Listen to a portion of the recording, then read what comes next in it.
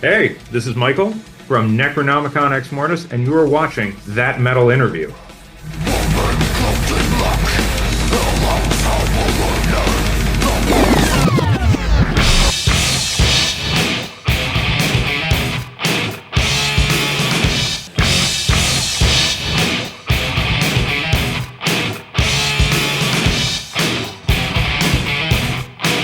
That Metal Interview.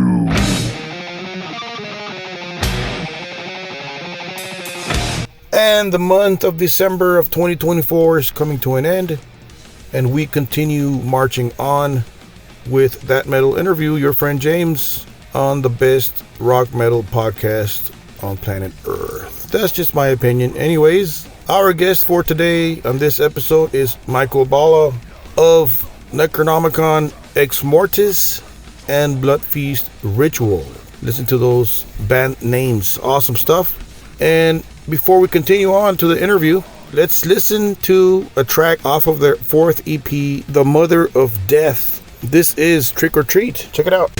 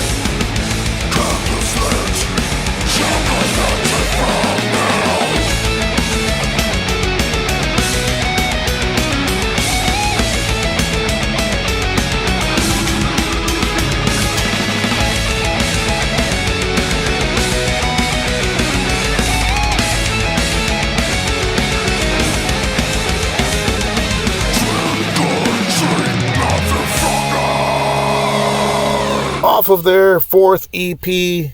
That was Trick or Treat, EP by the name of The Mother of Death. And we have Michael on the show on this episode to speak of that EP, and also speaks of BLOODFEAST Ritual, the California-based band that he is also a part of, and he'll tell us whether he's still with that band or not. And that song was Trick or Treat. So let's go to the interview with Michael and see what he reveals from NECRONOMICON EX-MORTIS, the future of the band, and will we ever see NECRONOMICON EX-MORTIS with BLOODFEAST Ritual? Here we go. Enjoy. So, first question, where are you, or what part of the planet? I'm in Chicago, Illinois, north side. Cool. How's the weather up there? Well, honestly, I like cold and snow, so I'm a little disappointed. It's been kind of warm this year, and there's no snow on the ground. Okay, cool. December, yeah, it should be snowy up there.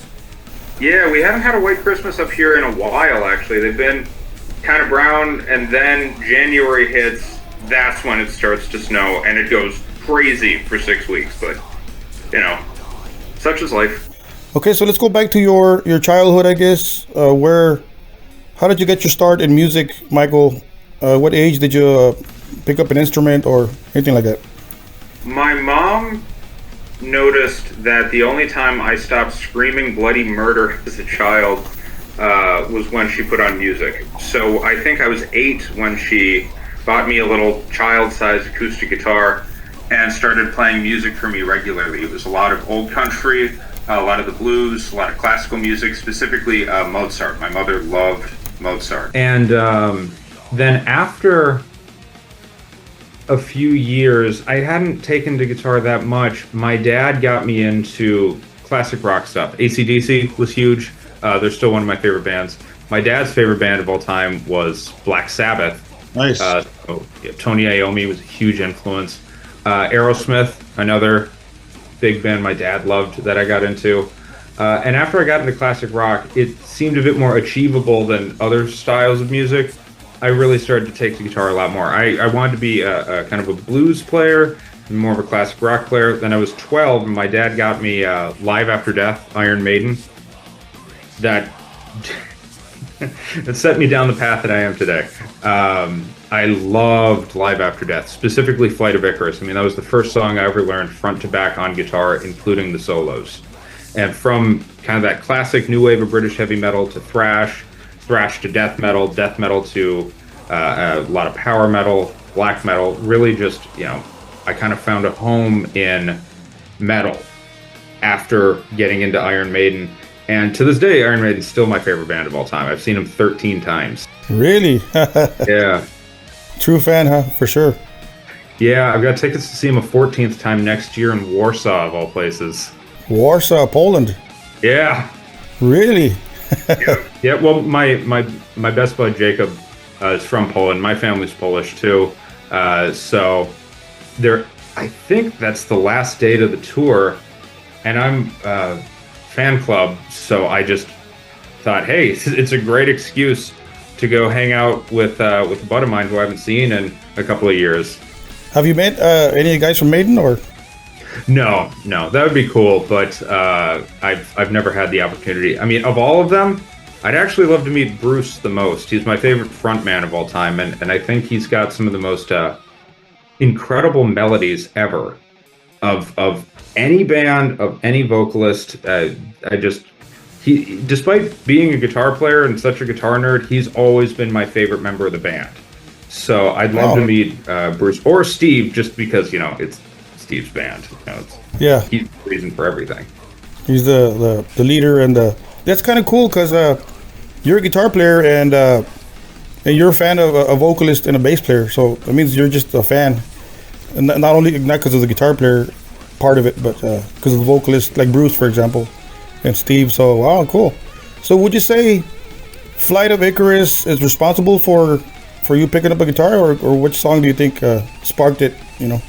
Oddly enough, the song that made my parents decide to buy me a guitar was Surfing with the Alien by Joe Satriani. My dad noticed that this radio station out of, I want to say, Fergus Falls, would play Joe Satriani, and that always seemed to capture my attention the most. So my parents got me a guitar, got me into the classic rock stuff, and they actually bought me the Joe Satriani record, but at the time when I was a kid, it was terrifying to listen to because he's so amazing at the instrument. I thought, well, I'll never get to that level. It wasn't until I was a teenager where I was like, okay, maybe we can revisit this a little bit. Now I'm actually a total 80s guitar nerd. But the specific song that got me into music was Surfing with the Alien by Joe Satriani. I'd say what actually fostered a love for the instrument in my early years of playing was probably really anything by AC/DC. Angus, his guitar playing just always clicked for me. The second I heard Back in Black, just that guitar tone, as dark as it is, and as blues influenced as it is, it just made sense. And I've always kind of rolled with Angus being one of my all-time favorite guys, and he's a huge reason why I kept playing, because guitar is not an easy instrument to learn. I teach for a living, and I always tell my students that the first year or so on guitar kind of sucks. It's a lot of fun if you're really, really into it, but it's what most people end up dealing with is a lot of sore fingers, a lot of dead notes, a lot of stuff that doesn't sound very good. The learning curve's very steep, so it takes a while for something to actually sound like music. And I remember being incredibly frustrated while learning, but then I'd throw on, again, anything by AC/DC, and it's like, yeah, I'm going to give this another shot. All right. So you mentioned Iron Maiden, you mentioned Angus Young, AC/DC. All these guys are getting up there in age, 60s, 70s. Angus, he just hit 70, I think. Who do you think is going to carry that flag, Michael? Maybe let's say 15 years from now, 20 years from now. Those guys might be a little bit older by then. So, do you see a band out there, maybe filling up stadiums just like that, or? Oh man, that's a really interesting question. I think the musical landscape has changed so much in the last 50-some years that I'm not totally sure what it's going to look like 15 years from now, 20 years from now, or if bands will be able to pack stadiums again. I'd like to think that they will. I'd love to see Alice in Chains do a 40th anniversary of Dirt or something like that and pack an entire stadium. I'd absolutely love to see that. I mean, if there were any band that I think could do it, Alice in Chains, maybe Smashing Pumpkins, something like that. But I don't know. I mean, music and the industry changes so often nowadays because there's always new technology, and that new technology is always used for some sort of social media now. It just changes so fast that the industry, it seems like there are new rules, there are new algorithms, there's new standards to adapt to every day. It's pretty exhausting. I don't know. If I were to just pick a band, out of a hat, I'd say I've seen Pearl Jam in some stadiums. I'm sure Alice in Chains could definitely do it. And I think if any band are deserving to do it, it's definitely Alice in Chains. Jerry Cantrell is probably my favorite guitar player of the 90s. Oh, yeah. Not counting anyone who did the metal stuff. Some people think of Alice in Chains as a metal band. I never really did, but, barring any metal dude, Jerry Cantrell is my favorite player of the 90s. That dude is ridiculous. Yes. So, yeah, Alice in Chains. That's what I'll say. Alice in Chains. They could probably do it. Nice. So let's speak of yourself a bit. Which is your first band here, Michael? Which is the first where you got in a room together with a couple of guys and started jamming out? Which is the first band? So the first band I was in, it professionally would have been a band called Apocalyptic Sandwich that I started back in college, back in the Berkeley days. And we started as a band, we had no identity whatsoever. But the idea was we're going to write really technical metal and have absolutely nonsensical lyrics that don't make any sense. I mean, we actually had a song called Massacre and Cheese. And we had another song called Feel the Sandwich. We had a song called Stop Hitting Me, Laura. Like, none of these things made any sense, but it was just a good time. and we played one gig. But that one gig, there's a guy named Gennaro in the audience, and he saw me play and asked me to join his band, Black Trip, which was at the time a band up in Boston. And we opened for tons of bands at the Worcester Palladium. I mean, off the top of my head, Rhapsody of Fire, Cataclysm, Cannibal Corpse, Sabaton. We played New England Hardcore and Metal Festival, played Rock and Shock Festival. We played a lot in Worcester and did a little bit of light touring around the area too. We opened for Oakley Dokley, the Ned Flanders band, and they were super nice dudes. And you just see a van pull up, 5 guys get out, and they all look like Ned Flanders. And they were super cool. But yeah, Black Trip was my first professional gig. I did an album with them. I don't think many people know that album, and I actually don't even think I got credited on that album, but there's one album, the first full length. It was released independently. That's me playing lead guitar on it. I was a little terrified to record that album because I had my technique and I was fast and that's cool, but I didn't feel like I was developed enough as a musician to really know what I wanted to say yet. So a lot of my solos on that album are just sort of power metal-ish melody and then play fast. Okay, yeah, it works. It's good. It's fine. After Black Trip, I ended up moving out of Boston. I moved to Los Angeles for a little while, and I played in a band called BLOODFEAST RITUal. Right. That was really fun. And that was kind of the most typical band experience I had because we all got in a room. We all bounced song ideas off each other. We all talked about where we wanted a certain song to go or what kind of mood we wanted a release to have. And that was a lot of fun. It really was that fraternal bond you want in a band, especially in a band that plays metal, because community is such a huge part of metal. And we had that. We released one EP. There was some drama behind the scenes. We had trouble keeping a stable lineup, especially with bass players. I think we had 4 or 5 bass players in the span of 3 months. And then our drummer decided to leave. We looked for another drummer. That didn't go so well. Then lockdowns happened. And that, like most things in lockdown, it just sort of, the band went to the wayside. We couldn't practice. We couldn't play. Writing songs was now reduced to file sharing instead of being in the room jamming. We ended up recording more music. It has not been released yet because the other guitar player and I couldn't really see eye to eye business-wise on how to release it. It's coming out soon, thankfully, I'm happy to say. But as of now, it's not all out yet. And it just sort of fell apart because we couldn't get all in the same room. I ended up moving back to Chicago in the middle of lockdown and starting Necronomicon simply because I had a lot of songs written. I had the direction I wanted to go in. And as much as I love the fraternal aspects of being in a band, that can slow things down.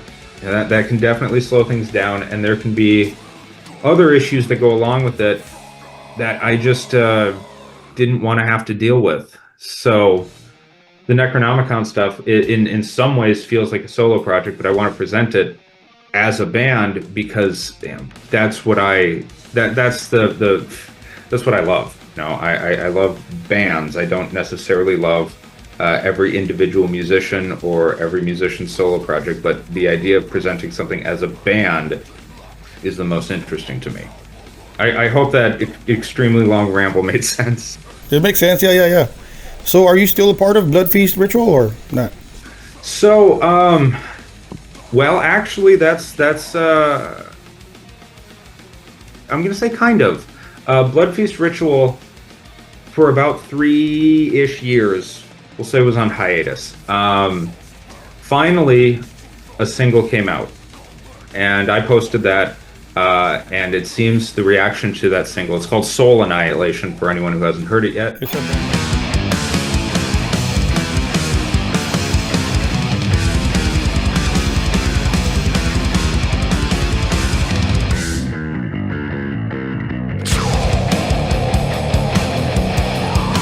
It's a better song. The reaction to that single has been pretty good.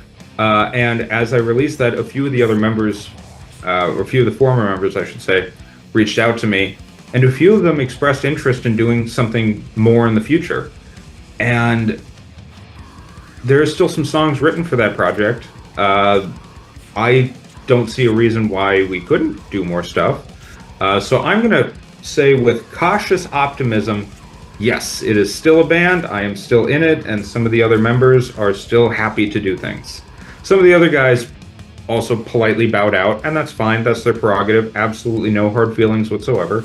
But, you know, about if more music were to come out, at least 50% of what's there when the music was recorded will still be there. And that's you know, definitely a good thing. Because you guys have a split album dropping in February? Yeah, I want to say February 21st. 21st, that's right. For people that don't know what the split album is, what can you explain to us? Or people that don't know, I mean, it's two bands, of course, BLOODFEAST RITUal and NECRONOMICON EX-MORTIS, right? Can you explain what that is? Yeah, so a split album or split EP is just one release with two bands contributing music towards it. For the BLOODFEAST side of things, the two songs that we have were both written by the other guitar player, Hunter Gurney. He wrote Soul Annihilation entirely himself. I just played on it in the studio. And the other song, Decaying Humanity, he wrote the riffs. I arranged the riffs. So he kind of presented me all the information, and I helped him put it in order. And then for the Necronomicon side of things, that starts on track 3 with the music of Eric Zahn, which is a sort of mid-album interlude written by Necronomicon's other guitarist, Manuel Barbara. And then we have 3 songs after that to finish everything out. Bound in Human Flesh, Unspeakable Swamp Creature, and Misery. So it's just 2 bands, a whole lot of music, and 2 different sides of death metal too. You know, with the BLOODFEAST stuff, it's much more inspired by bands like Obituary. There's a little bit of Bolt Thrower in there, Blood Incantation, Tomb Mold. That's sort of really Disincarnate, even that really kind of a death metal that sounds like a zombie is shambling towards you and body parts are falling off with each step he takes. But and the Necronomicon side of things is a little bit more technical. The songs on the Necronomicon side of things, actually, they don't get super technical this time around, but they're a little bit more technical. They're a little bit faster. There's definitely some more guitar solos and more of an attempt at melody in some of the songs as well. And then one just, if I may say so, just one absolute blatant I love Bolt Thrower moment at the end, which I'm really excited for, because I don't think the Fourth Crusade has left my car's CD player in about 8 months. So it's cool to put out a Bolt Thrower style song. So would you say, I mean, the answer is yes. You just mentioned Bolt Thrower, you mentioned Obituary. Is that where you get your ideas for the Necronomicon stuff, or what other band can you throw in there in the mix? Well, the Necronomicon stuff, it kind of, it really depends on whatever I'm feeling at the time. And I know that's a little bit of a vague answer, but I'll phrase it like this. I consider Necronomicon to be a playground of some sort. It's my love letter to death metal as a whole, and death metal is sometimes really technical and fast. Sometimes it's really slow, like an ogre. Sometimes it's really melodic. Sometimes it's complete chaos and dissonance. There's so much room in death metal for experimenting that I don't ever want to limit myself to one subgenre. So sometimes the Necronomicon stuff is very much inspired by something old school and technical, like Death or Atheist. Sometimes it's more modern technical. I'm a big fan of Necrophagist. Obviously, I mean, who in death metal isn't? Huge Dying Fetus fan. Suffocation. Abysmal Dawn is a band I've been listening to a lot of. And then I'll pull it back and say, okay, how about something more classic and melodic?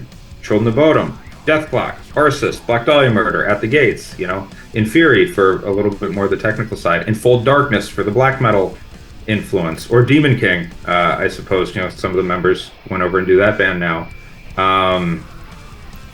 So it's just sort of whatever flavor of death metal I've been listening to a lot of kind of ends up in the latest batch of songs that I've written.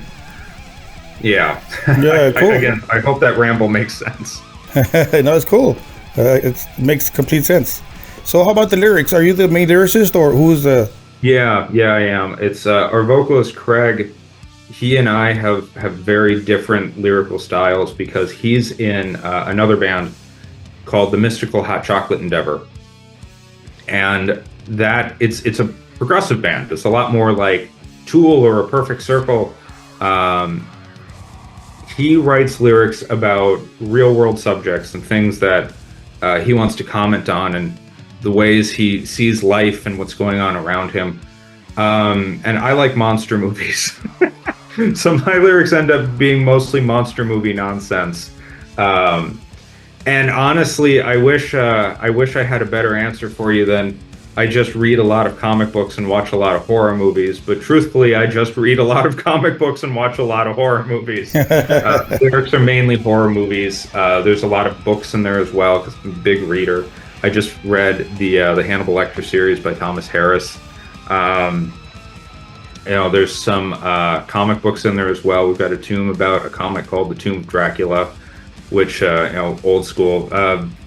I like the old Vampirella magazine, and that's definitely going to make its way into a tune at some point. And I wouldn't exactly call myself a gamer because I just don't have the time for it, unfortunately, but I do enjoy video games casually. So there's some Dark Souls stuff in there. Bloodborne, definitely. Our song Celestial Tomb is about Bloodborne. We had an interlude on our latest release, The Mother of Death, called Itchy Tasty, which is a reference to Resident Evil. There's definitely going to be a song about Resident Evil 4 coming up soon, because who doesn't love Leon Kennedy? So yeah, I'd say inspiration for lyrics, mainly horror movies, but also books, video games, comics here and there. I'm just a total horror nerd as I am a guitar nerd. It's the horror and guitar to me are my two absolute favorite things. Awesome. That's a very, very cool combination there. Thank you, dude. Your fourth EP, The Mother of Death, it just dropped a couple of weeks ago, November 29th, right? Yes.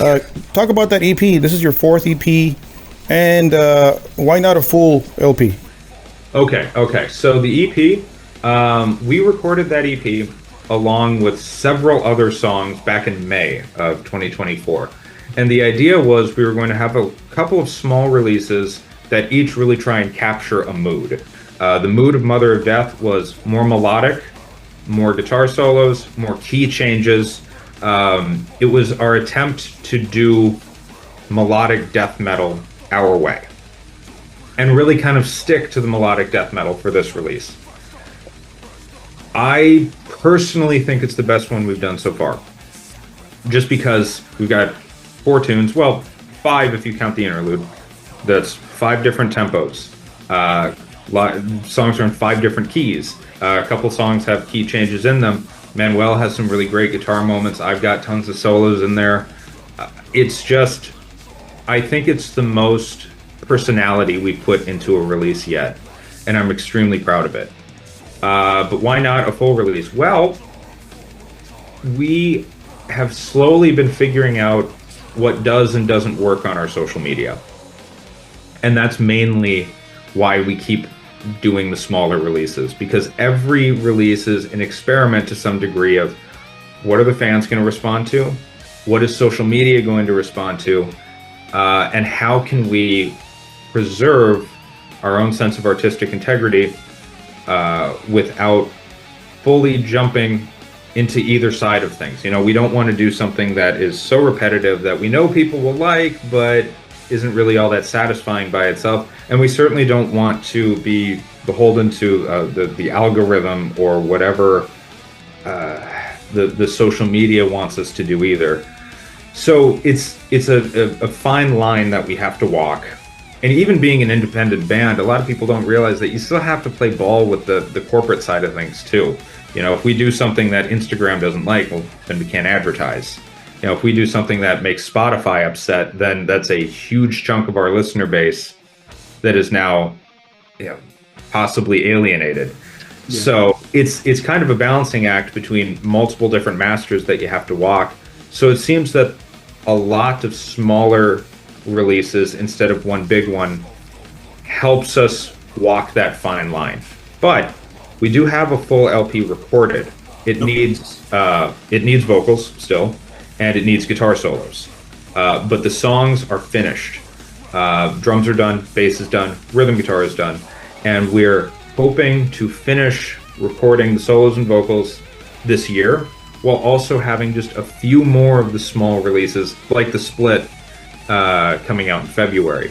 I can tell you now that it's not officially announced, but we're going to have more merch coming out, more proper merch, I should say. The first proper merch, actually, coming out in March and April.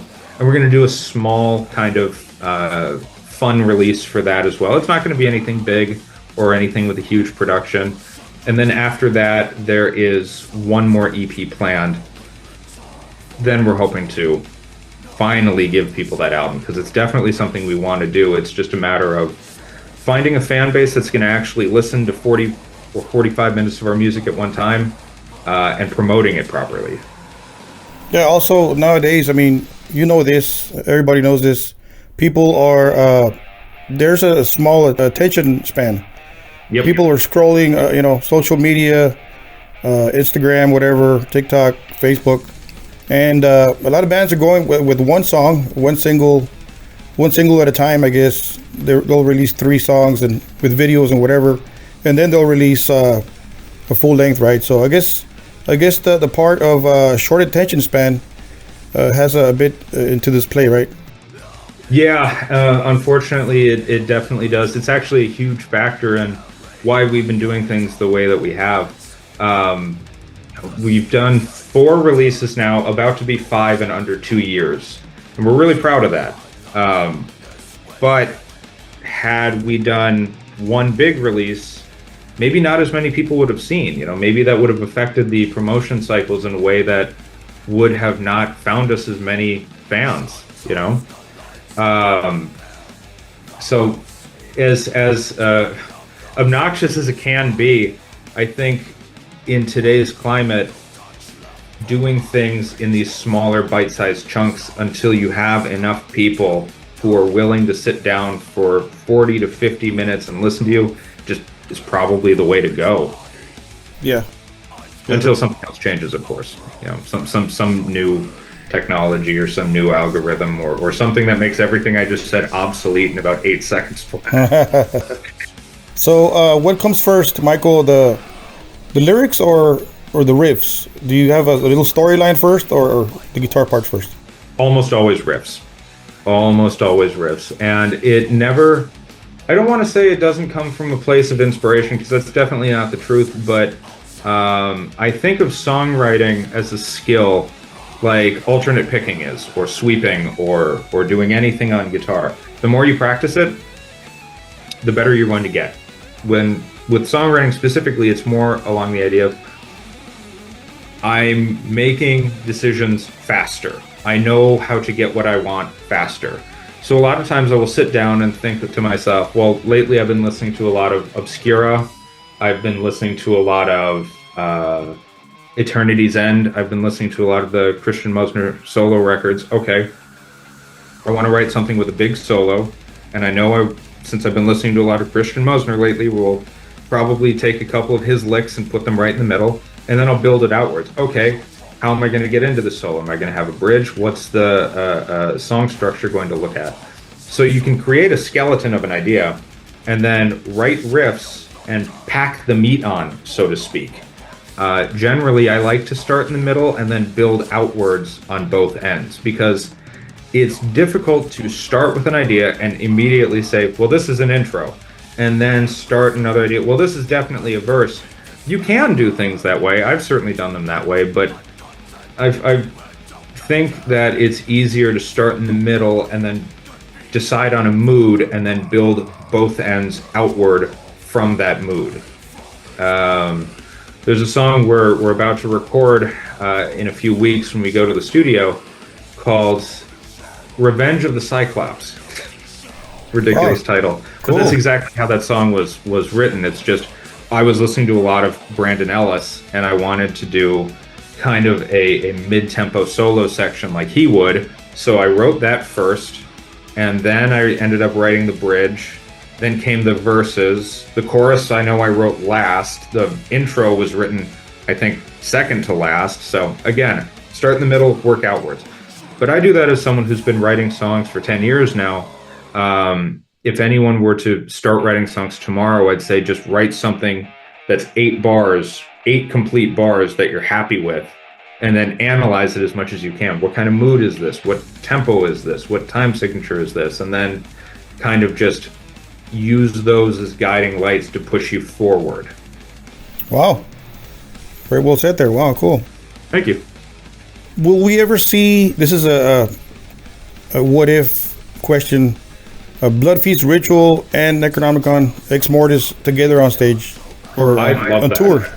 Yeah, I'd absolutely love that. And I've been thinking about how I'm going to bring Necronomicon on the road because, we're starting to get up there in social media following, which, to anyone who is a fan or anyone who has followed us, thank you very much. It's very appreciated.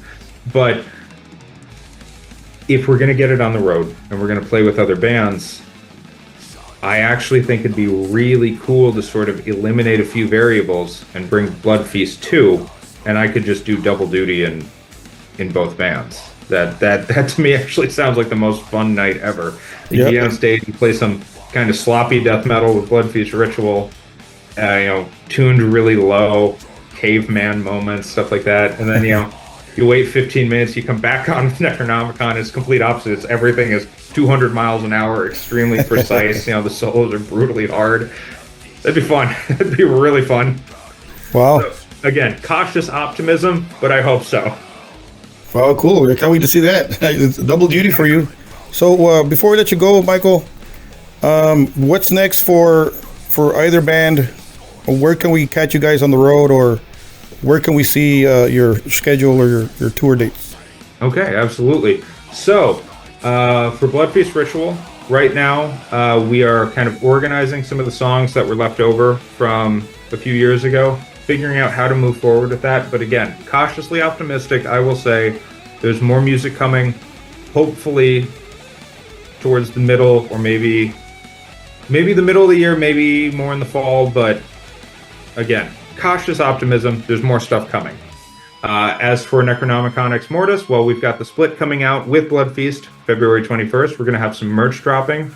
And then over the summer, we're going to start promoting our next EP. It's a little bit more of a medium-sized release this time. It's a little bit longer, and we're going to hopefully add some tour dates in the middle of the summer. Maybe July, early August, that sort of thing. Any information, any updates, anything you need to know, you can find us on Instagram, which is the social media platform we are most engaged in, and there's going to be a link tree to our website, to the latest music that released, to the streaming service of your choice to hear the latest stuff we put out. We're definitely there, and we've got a lot coming in 2025. If all goes right, and I'm going to say that one more time, if all goes right, possibly 4 releases, which would be pretty cool. Wow, you got a full plate there. Yeah, well, most of it's all recorded already. It's just we don't all live in the same place, unfortunately. My singer lives here in Chicagoland. Bass player's up in Toronto. Other guitar players in New Jersey. Drummer was in Philly. Now he's in Boston. So we have to plan things weeks or months or multiple months in advance.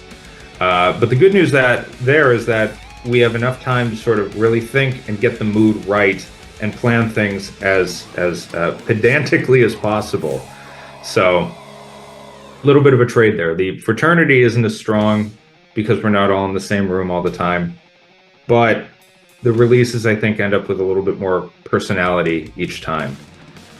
So for people that want to look up your bands on social media, you got to be careful because there's another Necronomicon, right? Yours is Necronomicon EX-MORTIS. Yeah. For people Yes. that don't know. There's another Necronomicon. There are a couple versions of Ex-Mortis. We're named after Evil Dead. The Book of the Dead in the original Evil Dead was the Necronomicon Ex-Mortis, and that's the one they followed through Evil Dead 2, Dead by Dawn, and then there were 3 books in Army of Darkness. But yeah, Evil Dead's my favorite movie of all time. I'm a huge Bruce Campbell fan, huge Sam Raimi fan. I see the poster in the back, the evil... That's Eye of the Evil Dead. Oh.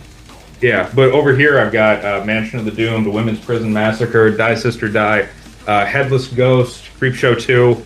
I've old horror fan for life, but True fan. We're named after Evil Dead, so if you're an Evil Dead fan and you recognize Necronomicon Ex-Mortis, just spell it like they did in the movie, you'll find us. Awesome. Well, thank you for your time, Michael. Appreciate it. I'm in Texas, so hopefully we'll catch you sometime live here in Austin or San Antonio somewhere. Absolutely, dude. Thank you so much. This was a lot of fun. Thank you to anyone who has listened to the music or who has reached out and said something nice. We really appreciate it. Thanks, dude. This has been great. Awesome. Thank you, Michael. We'll catch you on the road sometime. Yeah, take it easy. All right, thank you. These guys have 4 EPs. First one is self-titled Necronomicon Ex-Mortis. Second EP is Silver Bullet, which dropped 2023 last year. Third EP, You and Your Friends Are Dead. Game Over, which came out earlier this year. And then November 29th brought us, The Mother of Death. Their most recent delivery to us death metal heads. Thank you, Michael, for all this info. Thank you for spending time with your fans that listen to this podcast, death metal fanatics, all the Necronomicon Ex-Mortis fans and Bloodfeast Ritual fanatics. And on behalf of your friend James, thank you guys for subscribing to our YouTube channel. And thank you for downloading, subscribing, liking us on social media at That Metal Interview. Thank you guys from all over the world, people that listen to us and support the podcast. Much appreciated. From your friend James from the planet Earth. And don't forget to keep it metal.